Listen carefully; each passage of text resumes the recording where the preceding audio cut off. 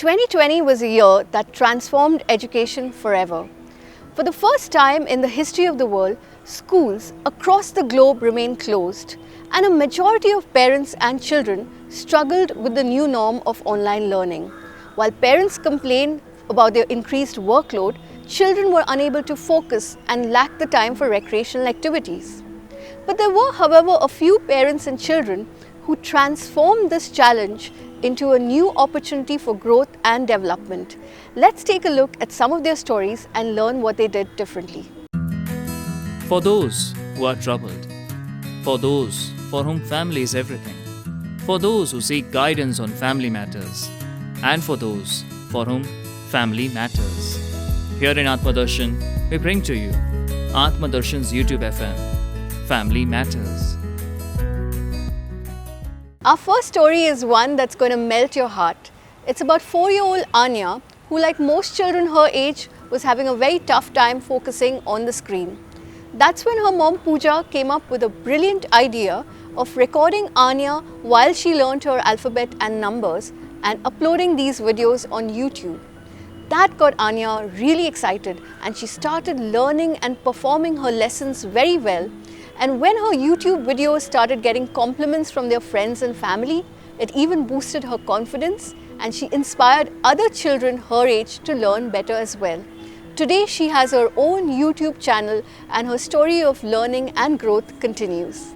As Aanya is a very small kid, the very first reason to create videos are online schools. She was not used to laptop and other things. That is why she was not able to grasp properly on whatever things being taught. Since everything was online, we need to capture some of the activity videos and upload in school's application as an evidence. The second reason is obviously the lockdown. In the initial 2 months of pandemic, we all were trapped in our house, and especially kids were not able to play with her friends. Somehow we need to keep Aanya busy during that period. Hence we captured more and more videos of her with different activities. After that we thought to create a YouTube channel where we can post Anya's videos, thinking that it might help other kids as well. Hi everyone, this is my missing number activity. Let's start.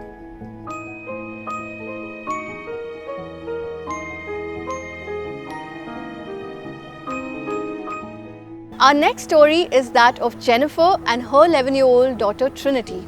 Trinity used to get very bored with all the time she had on her hands, and that's when Jennifer decided to use the online medium to get her daughter connected back to the offline world, that is to nature. She enrolled Trinity in an online gardening course, and soon she was enthused about growing her own herbs and vegetables. Let's take a look at their story to know more. Initially, we did not have gadgets, and that was a difficulty.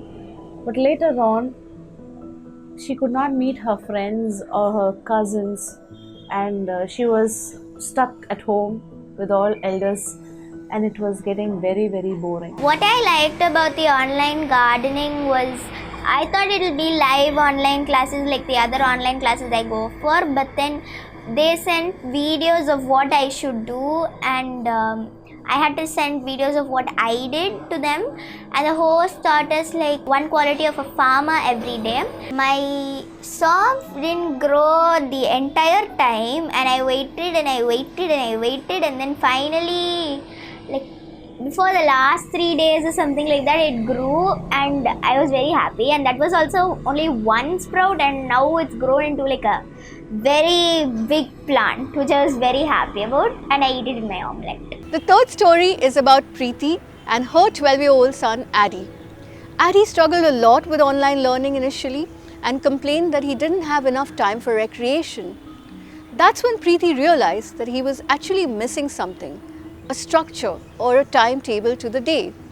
She came together along with Adi and his dad to brainstorm around a diary or a planner for his day, and they made this a family project. Adi called it the Z Diaries.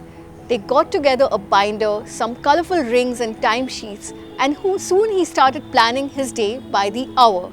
Now he realized he had not just enough time to study, but also to play with his PlayStation, to watch television, and even to hang out with his friends online. We took these goals and we helped Aditya set up a daily planner in a way that it was a win-win. We had to ensure that he was happy with the allocation and we were sure that it was a fine balance. Children actually require a good solid framework, and once established in that, we saw that they actually do very well. They are clear and focused. We understood the pandemic and its effects objectively, but we gratefully thought of it as a time that we could do things that we otherwise could not do.